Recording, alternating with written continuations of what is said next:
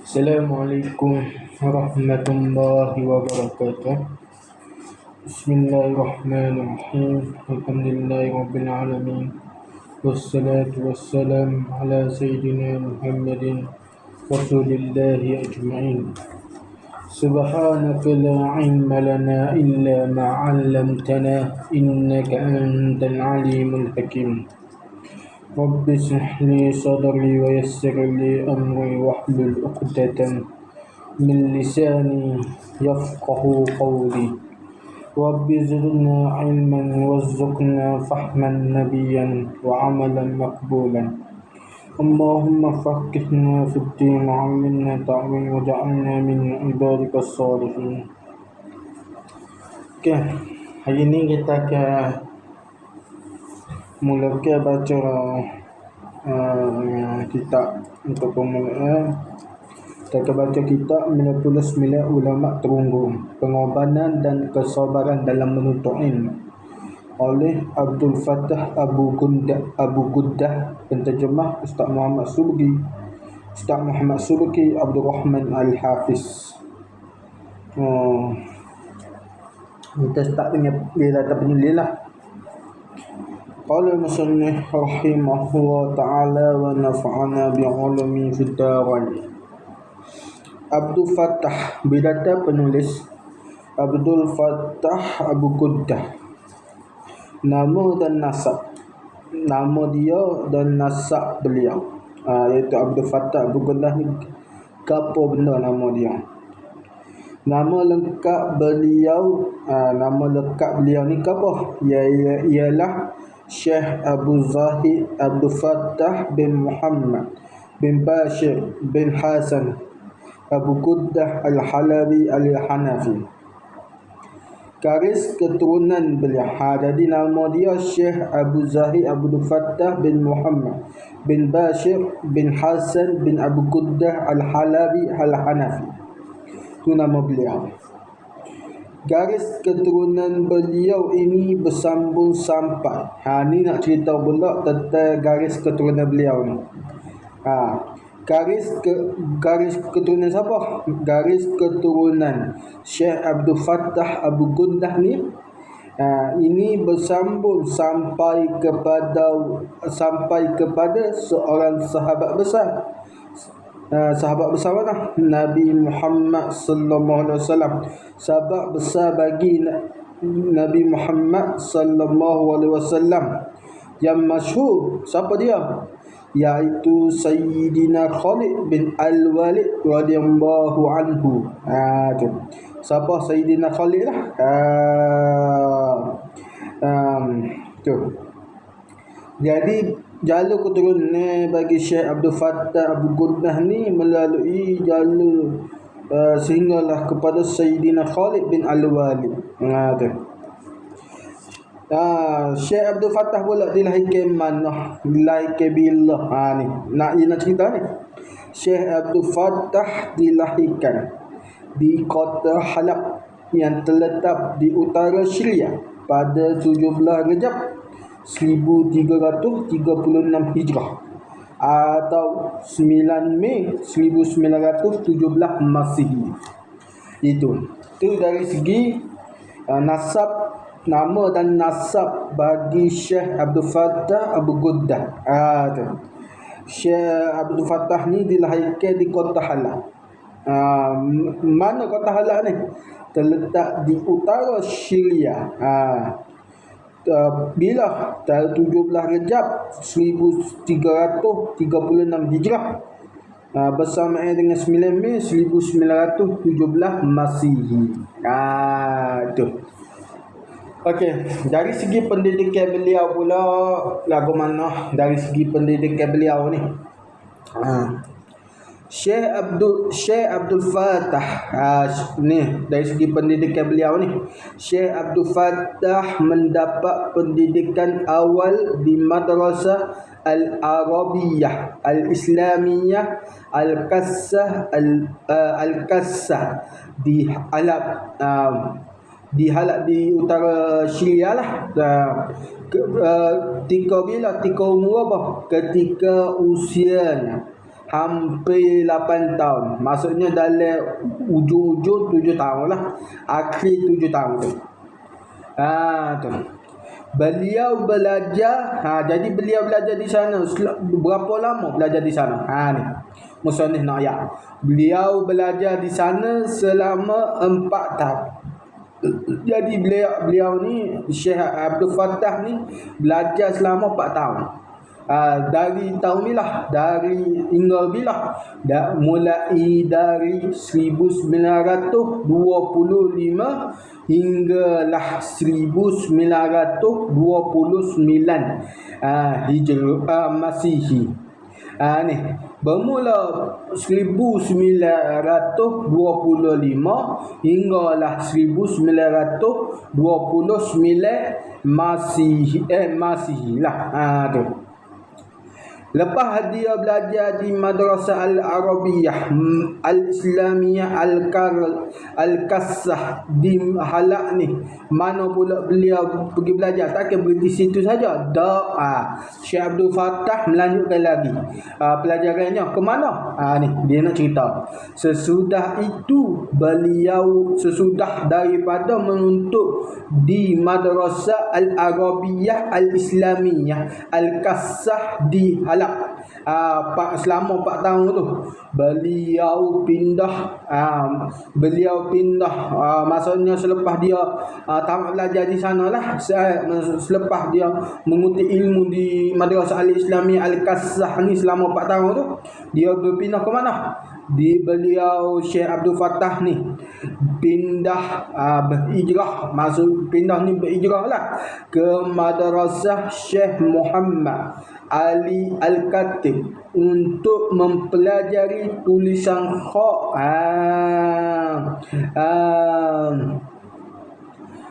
Dari dia berpindah ke Madrasah Syekh Muhammad Ali Al-Khatib ni untuk belajar tulisan kha sahaja.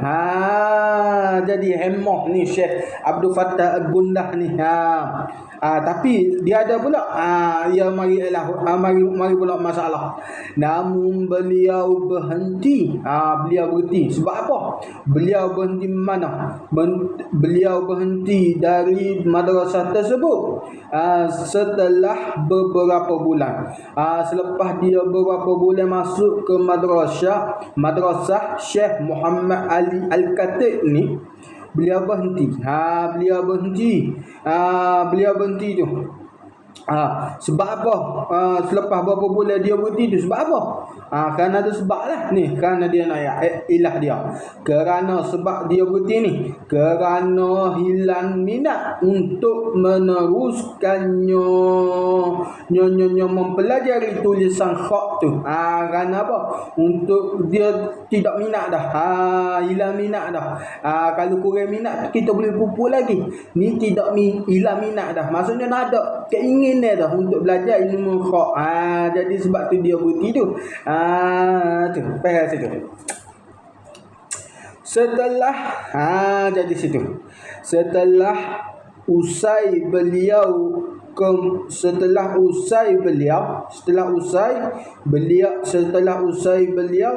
kemudian, maksudnya selepas dia keluar daripada Madrasah Syekh Muhammad Ali Al-Khatib beberapa bulan, kerana apa? Kerana hilang minat tu. Kemudian memasuki Syekh, masuk pula beliau kemudian memasuki Madrasah Al-Qusruwiyah.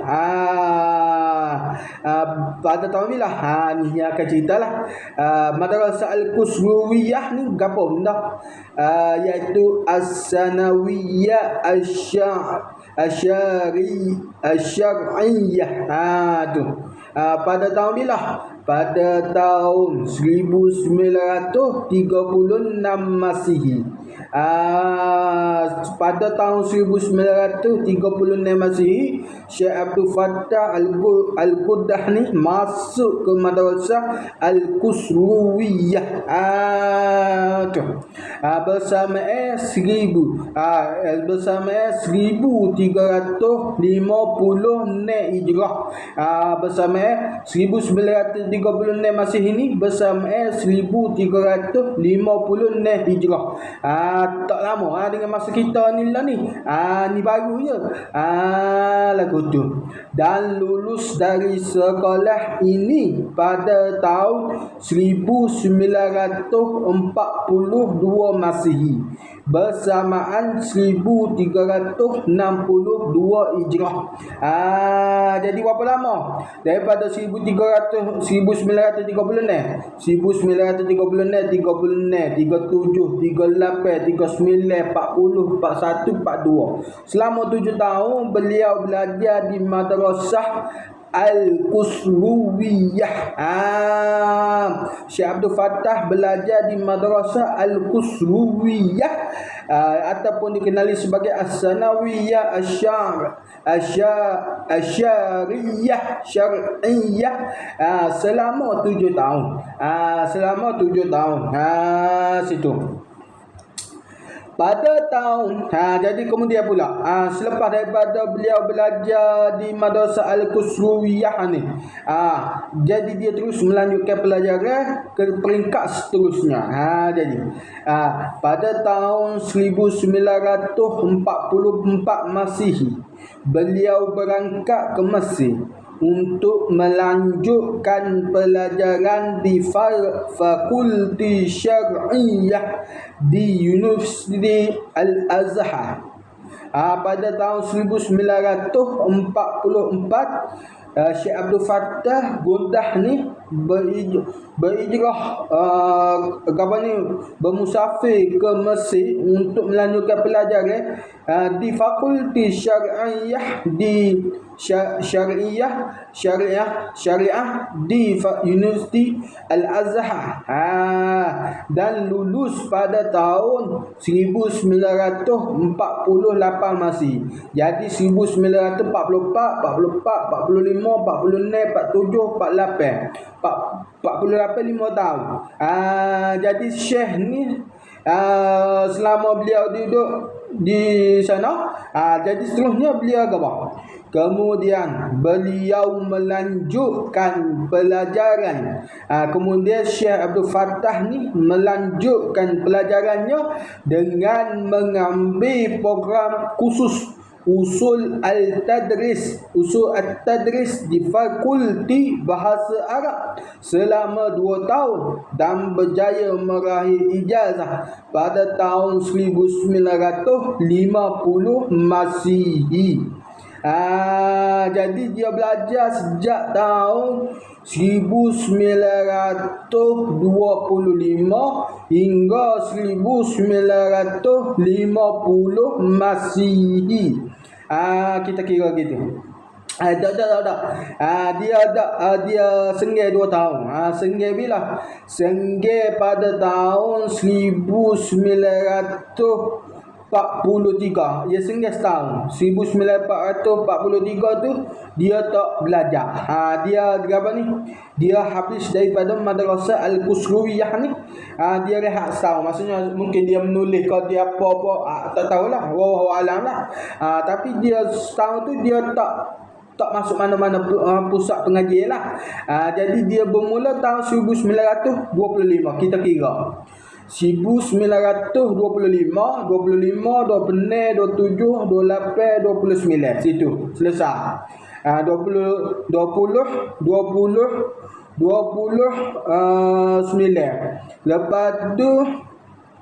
Lepas tu sesudah tu maksudnya 29, dia selepas tu dia masuk ke Madrasah Syekh Muhammad Ali Al-Khatib ni untuk belajar ikhra, tapi berapa bulan je, bukan berapa tahun. Jadi beberapa mana, jadi 29 dia masuk ke Madrasah Al-Qusruwiyah ni tahun 1936. Mungkin dalam 1935, mungkin dalam tengah-tengah bulan ataupun bulan kalau kiranya bulan 2, bulan 3 mungkin yang masuk. Kita kira 1935 lah. 1935. 3 penang. Dia lulus di Madrasah Al-Qusruwiyah ni tahun 1942. 35, 36, 37, 38, 39, 40, 41, 42, 8 tahun. Jadi selama dia belajar daripada umur 8 tahun tu dah 13 tahun dah. Tadi 5 tahun, ni 8 tahun. Jadi 13 tahun. Kita anggaran kasar gitu. Jadi lepas tu dia masuk ke Universiti Azhar 1944 Masihi. Jadi 1944 Masihi ni dia belajar hinggalah dia meraih ijazah pada tahun 1950. Jadi tadi 13, kita kira pula 44, 45, 46, 47, 48, 49, 50, 7 tahun. Jadi tadi 13 tambah 7 tahun, jadi 21 tahun Syekh Abdul Fattah Al-Quddah menuntut ilmu. 21 tahun. 21 tahun menuntut ilmu. Tu. Lamanya tu. Beliau mula menyalurkan selepas dia belajar Mesir, selepas dia belajar di Madrasah Al-Arabiyah Al-Islamiyah Al-Qassah di Halab. Lepas tu dia belajar di Madrasah Syekh Muhammad Ali Al-Khatib. Lepas tu dia pergi ke Madrasah Al-Qusriyah. Lepas tu yang dikenali sebagai As-Sanawi Asy-Syar'iyyah. Lepas tu dia masuk ke Fakulti Ijazah. Lepas habis Fakulti Ijazah, beliau buat pula program usul al-tadris di Fakulti Bahasa Arab selama 2 tahun. Jadi selama 21 tahun tu, lepas dia belajar 21 tahun itu, beliau mula menyalurkan ilmunya kepada Islam dan masyarakat, kepada agama Islam dan masyarakat. Secara garis besar, beliau dapat diklasifikasikan pada 3 bahagian, iaitu perjuangan beliau selaku pendidik, pendakwah, yakni da'i dan politik. Tu.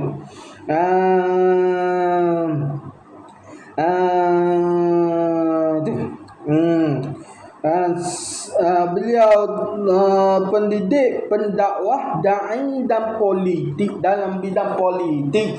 Jadi kita berhenti situ dulu. Wallahu subhanahu wa ta'ala a'lam. Itu saja untuk pembacaan. Kita tak boleh baca banyak. Kalau baca secara satu-satu ni ya lambat sikit lah. Jadi lambat sikit.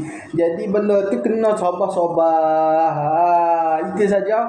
Wallahu subhanahu wa ta'ala a'lam. Gapa-gapa faham lah setakat tu. Faham lah. Kalau tak faham boleh tanyalah, boleh komen di bawah lah. Itu saja. Assalamualaikum warahmatullahi wabarakatuh.